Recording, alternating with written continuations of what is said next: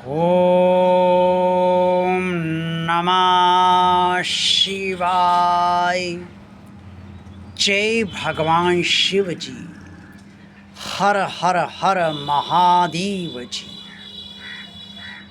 भगवान और आप चैनल के अत्यंत प्रिय श्रद्धालु भक्तों, श्रावण मास का शुभारंभ हो चुका है।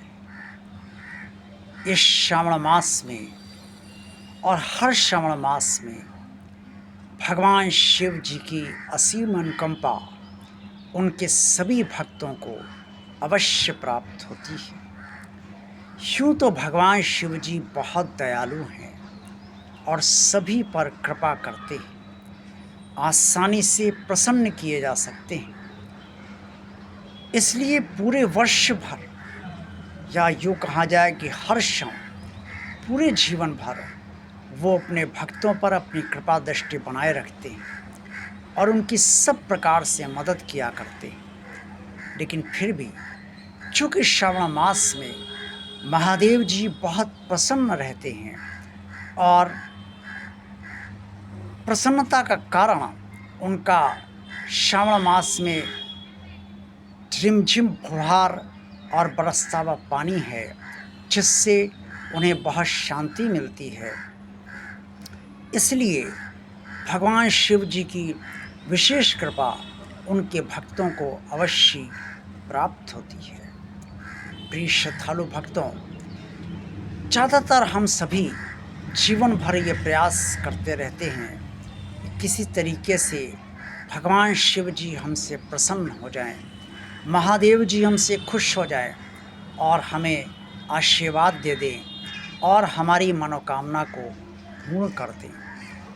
लेकिन कोई नहीं जानता कि महादेव जी किस तरह से प्रसन्न होते हैं और कब, किससे, कहाँ, किस तरह से प्रसन्न हो जाएंगे। कुछ लोग कहते हैं कि शिवलिंग पर ये चढ़ाओ, वो चढ़ाओ, ऐसे पूजा करो, वैसे पूजा करो, ये मंत्रोच्चार करो, इस समय करो या ना करो। ये सब कर्मकांड पर आधारित है। लेकिन कर्मकांड से ना तो भगवान शिव जी प्रसन्न होते हैं और ना उनकी असीम अनुकंपा प्राप्त होती है।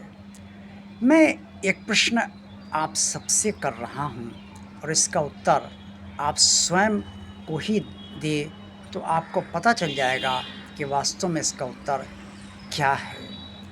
अगर कोई आपकी बहुत चापलूसी करे और आप उसका मंतव्य, उसकी चापलूसी देखकर ये जान जाएं कि ये तो मुझसे काम कराने के लिए ही सब कुछ कर रहा है, आपके लिए मिष्ठान लेकर भी आए, वस्त्र लेकर भी आए, मीठी मीठी बातें करे और आपको धन भी दे जाए और उसके बाद अपना काम करे कहे करने को, तो आप समझ ही जाएंगे कि ये सब ये क्यों करके गया है। तो क्या आप उससे प्रसन्न होंगे? प्रसन्न तो नहीं होंगे। लेकिन जब व्यक्ति आपके पास आए, आप उसकी किसी बात से, किसी विचार से या उसके बात करने के ढंग से या कोई किसी भी तरीके से आप उससे प्रसन्न हो जाएं, तो आप, चूँकि अब आप भीतर से प्रसन्न हैं, स्वतः प्रसन्न हुए हैं, तो उस समय आप उसके लिए वो करेंगे जो आप करना चाहते हैं। ठीक यही स्थिति भगवान शिव जी की भी है, महादेव जी की भी है। वो स्वतः अपने आप प्रसन्न होते हैं। वो चाहे जितना कर्मकांड कर दिया जाए, उसका फल तो वो अवश्य देते हैं। लेकिन प्रसन्नता अगर पानी है, उनका आशीर्वाद पाना है, उनकी कृपा दृष्टि पानी है और आप चाहते हैं कि जीवन भर भगवान शिव महादेव जी आपके साथ रहें, तो श्रावण मास में एक काम आप जरूर कीजिए।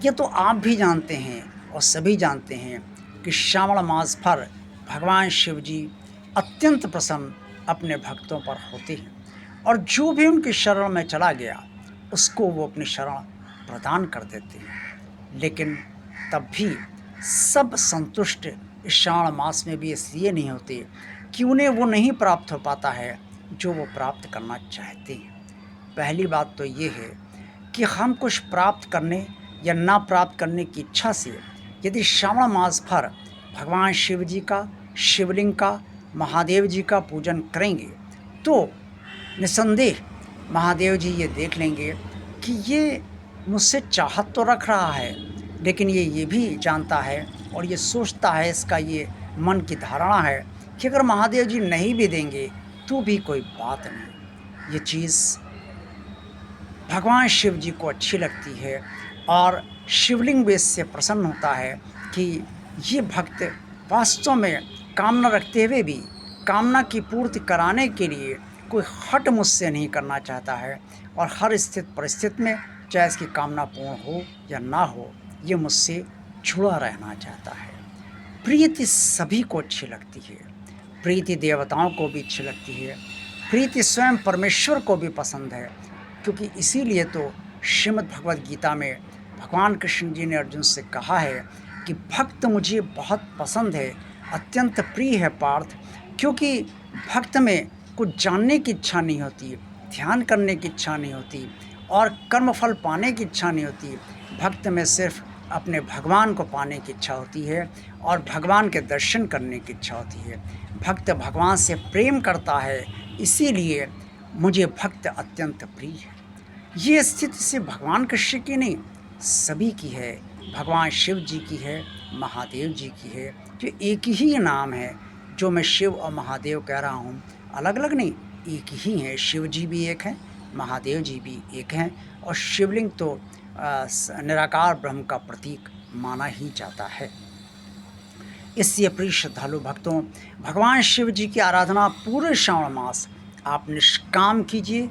आपकी जो समस्याएं हैं, जो भी संकट हैं, उन्हें आप कहते रहिए, प्रार्थना भी करते रहिए, लेकिन ये सोचकर मत करिए कि भगवान शिव पूरा ना करेंगे तो फिर हम ये कार्य नहीं करेंगे। भगवान शिव जी की आराधना साल भर अवश्य कीजिए और करते रहिए लगातार पूरे जीवन भर, लेकिन श्रावण मास में आप जिस तरह से भी पूजन करिए, करना चाहें उस तरह से पूजन कीजिए।